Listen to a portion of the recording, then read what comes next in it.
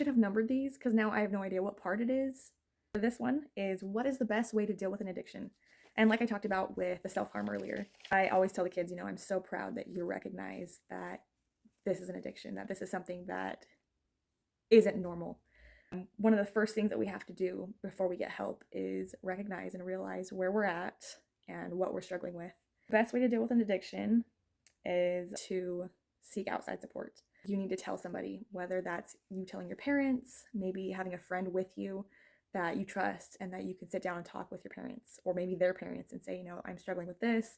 That way there's an adult in there that can help kind of get you to the next process. Some of the first things that they're going to have you do is figure out your triggers and figure out why you tend to turn to this thing that you're addicted to. So anyone who's dealing with an addiction, I just want to tell you how proud I am of you, and you're not alone. And every school that I go to, I tell them that I bring up addiction because in today's world, it's just so common. There's so many kids who are struggling and they turn to drugs and alcohol. While we don't want to admit that that's happening, it is. And so I always tell them, it's just so important that you guys are prepared, that you know what to say when your friends come to you and say that they're struggling with an addiction, because at least a handful of students in each classroom is struggling with some kind of addiction, whether that is pornography or sex or drugs or gaming.